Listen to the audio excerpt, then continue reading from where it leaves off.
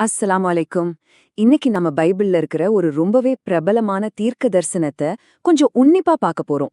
மத்தேயு சுவிசேஷத்துல சொல்லப்படுற ஒரு சம்பவம் நிஜமாவே ஒரு தீர்க்க தரிசனத்தோட நிறைவேறுதலா, இல்ல அதோட உண்மையான அர்த்தத்தை வேணும்னே மாத்திட்டாங்களா? வாங்க இத பத்தி விரிவா பார்க்கலாம். சரி, முதல்ல மத்தேயுவோட சுவிசேஷத்துல வர்ற ஒரு ரொம்பவே சோகமான சம்பவத்திலிருந்து ஆரம்பிக்கலாம். அதுதான் ஏரோது ராஜா செஞ்ச அப்பாவி குழந்தைகளின் படுகொலை. இந்த பயங்கரமான சம்பவத்தை மத்தேயு எப்படி பார்க்கறாருன்னா, இது ஏதோ தற்செயலா நடந்ததில்ல, இது ஒரு தீர்க்க தரிசனத்தோட நிறைவேற்றம்னு சொல்றாரு. இந்த வசனத்தை தான் மத்தேயு அந்த படுகொலைக்கு ஆதாரமா காட்டுறாரு. அதாவது ஏரோது செஞ்ச இந்த கொடூரமான செயல் பல நூறு வருஷத்துக்கு முன்னாடியே சொல்லப்பட்ட ஒரு விஷயம்னு அவர் வாதிடுறாரு. சரி, இதுக்கு பின்னாடி என்ன இருக்குன்னு கொஞ்சம் ஆழமா பார்க்கலாமா? பாருங்க, மத்தேயு சுவிசேஷம் அதிகாரம் 2 வசனம் 16-17 என்ன சொல்லப்பட்டிருக்குன்னா, ஞானிகள் தன்னை ஏமாட்டிட்டாங்கன்னு தெரிஞ்சதும் ஏரோது ராஜாவுக்கு பயங்கர கோபம் வருது. அந்த கோவத்துல தான் பெத்லஹேம்ல இருக்கிற 2 வயசுக்கு கீழே இருக்கிற எல்லா ஆண் குழந்தைங்களையும் கொல்லச் சொல்லி உத்தரவு போடுறான். இந்த சம்பவத்தை தான் மத்தேயு பாருங்க, தீர்க்கதரிசி எரேமியா சொன்னது இப்போ நிறைவேறிடுச்சு அப்படின்னு சொல்றாரு. சரி, இப்போதான் நம்ம ஒரு முக்கியமான கேள்விக்கு வரோம். மத்தேயு மேற்கோள் காட்டுறாரே, அந்த எரேமியா தீர்க்கதரிசி அவர் உண்மையில என்ன சொன்னாரு, எந்த சூழ்நிலையில சொன்னாரு? வாங்க அந்த மூல உரையை நாம இப்ப பார்க்க போறோம். அதோட உண்மையான அர்த்தம் என்னவா இருந்துச்சு? வாங்க, இப்ப நாம நேரடியாவே எரேமியா புத்தகத்துக்கு போய் அந்த வசனம் அங்க எப்படி இருக்குன்னு பார்க்கலாம். மத்தேயு சொன்னதுக்கும் எரேமியா எழுதின முழுமையான பகுதிக்கும் என்ன வித்தியாசம் இருக்குன்னு ஒப்பிட்டு பார்த்தா நமக்கே எல்லா உண்மையும் தெரிஞ்சிடும். இந்த 2 பகுதியையும் கொஞ்சம் நல்லா கவனிச்சு பாருங்க. மத்தேயு என்ன பண்றாரு, ஒரு சோகமான வரியோட, அதாவது பிள்ளைகள் இல்லைன்றதோட அப்படியே நிறுத்திடுறாரு. ஆனா எரேமியாவோட முழுமையான வரிகளை பாருங்க. அது என்ன சொல்லுது? அழுகைய நிறுத்து, உன் பிள்ளைகள் எதிரிகளோட தேசத்திலேருந்து திரும்பி வருவாங்கன்னு ஒரு நம்பிக்கை செய்தியை கொடுக்குது.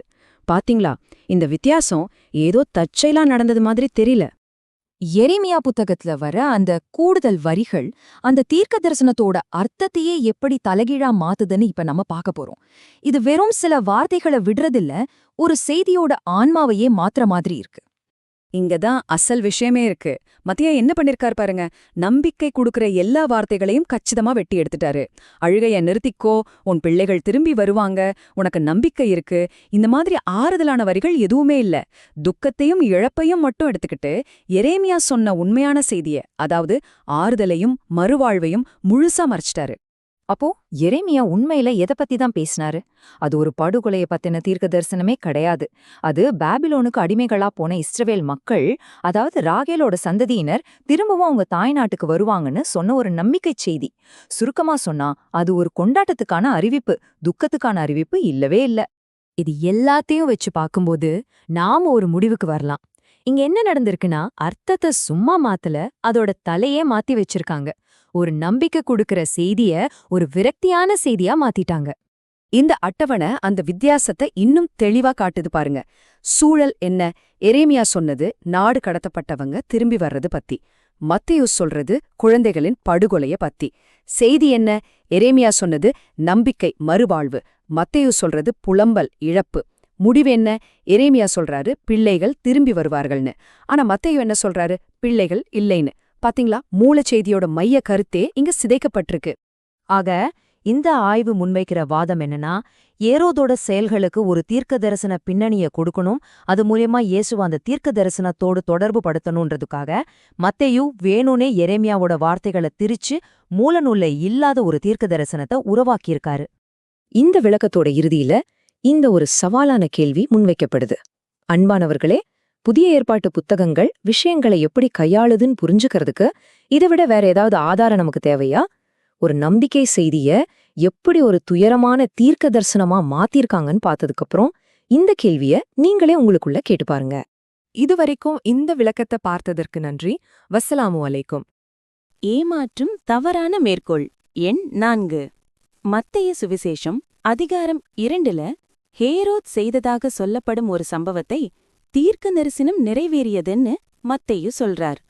மத்தேயு 2:16-18 தமிழ் பைபிள் என்ன சொல்றதுன்னா, அப்பொழுது ஹேரோத் ஞானிகளால் தன்னை ஏமாற்றப்பட்டதாக அறிந்து மிகவும் கோபமடைந்து பெத்லெகேமிலும் அதன் சுற்றுப்புறங்களிலும் 2 வயதுக்கு உட்பட்ட ஆண் குழந்தைகள் எல்லாவற்றையும் கொல்லும்படி ஆணையிட்டான். அடுத்த வசனத்துல மத்தேயு இப்படி சொல்றார்: அப்பொழுது தீர்க்கதரிசியான எரேமியாவினால் சொல்லப்பட்டது நிறைவேறிற்று. அதுக்கு பிறகு அவர் மேற்கோள் காற்ற வசனம்: ராமாவில் ஒரு குரல் கேட்டது, புலம்பலும் மிகுந்த அழுகையும். ராகேல் தன் பிள்ளைகளுக்காக அழுதாள். அவர்கள் இல்லாதபடியால் அவள் ஆறுதல் அடைய விரும்பவில்லை. இப்போ கேள்வி இதுதான்: உண்மையிலேயே எரேமியா இதை இயேசு காலத்துக்காக சொன்னாரா? இது குழந்தைகள் கொலை பற்றிய தீர்க்க தரிசனமா? இதுக்கு பதில் தெரிஞ்சுக்க எரேமியா புத்தகத்தையே பார்க்கணும். எரேமியா 31:15-17.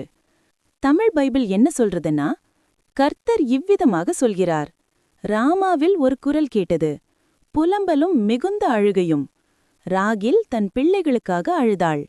அவர்கள் இல்லாதபடியால் அவள் ஆறுதல் அடைய விரும்பவில்லை. இங்க மத்தேயு எடுத்த வசனம் இதுதான். ஆனா அவர் இங்க நிறுத்திட்டார். தேவன் அடுத்ததாக என்ன சொல்றாருன்னு பாருங்க. கர்த்தர் சொல்கிறார்: நீ அழாதே, உன் கண்கள் கண்ணீர் விடாதிருக்கட்டும். உன் வேலைக்கு பலனுண்டு. அவர்கள் எதிரியின் தேசத்திலிருந்து திரும்பி வருவார்கள். அடுத்த வசனம்: கர்த்தர் சொல்கிறார்: உன் முடிவில் நம்பிக்கையுண்டு. உன் பிள்ளைகள் தங்கள் எல்லைக்கு திரும்புவார்கள். இப்போ நீங்களே நேர்மையா யோசிங்க. இது குழந்தைகள் கொல்லப்பட்ட கதையா? இல்லையே. இது இயேசு கால சம்பவமா? இல்லையே. இது என்ன? இது பாபிலோனிய சிறைவாசத்துக்கு பிறகு யூதர்கள் மீண்டும் தங்கள் தேசத்துக்கு திரும்புவார்கள் என்ற நம்பிக்கை செய்தி. எரேமியா 29, 30, 31 இந்த 3 அதிகாரங்களும் நாடு கடத்தப்பட்ட இஸ்ரவேலுக்கு ஆறுதல், மீட்பு, திரும்பி வருதல் இதைத்தான் பேசுது. ஆனா மத்தேயு என்ன செய்தார்? நம்பிக்கை சொல்லும் வசனங்களை விட்டுட்டார். மீட்பு பேசும் வார்த்தைகளை வெட்டி போட்டார். அழுகையை மட்டும் எடுத்தார். அதை ஹேரோத் செய்ததாக சொல்லப்படும் குழந்தை கொலைக்கு பொருத்தினார். இதுதான் பிரச்சனை. சூழல் மாற்றம், பாதி வசனம், முழு அர்த்தம் மறைப்பு. இன்னொரு முக்கியமான விஷயம், ஹேரோத் எப்படி பெரிய குழந்தை கொலை செய்திருந்தால் ஏன் மற்ற சுவிசேஷங்கள் மார்க்கு, லூக்கா, யோவான் இதை குறித்த ஒரு வரியாவது சொல்லவில்லை? ஒரே மத்தேயு தான் சொல்றார், அதுவும் தீர்க்க தரிசனம் நிறைவேறியதுன்னு. இந்த புத்தகம் தீர்க்க தரிசனங்களின் பெயரில் நடக்கும் தவறான மேற்கோள்களை மட்டும் பற்றி பேசுறதால இந்த சம்பவம் உண்மையிலே நடந்ததா இல்லையா அப்படிங்கிற விவாதத்துக்குள்ள நாம இப்போ போக வேண்டாம்.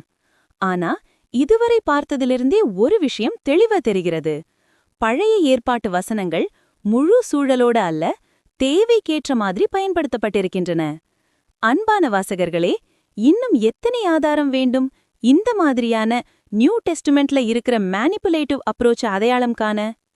முழு வசனத்தை வாசியுங்கள், சூழலை கவனியுங்கள், கேள்வி கேட்க பயப்படாதீர்கள்.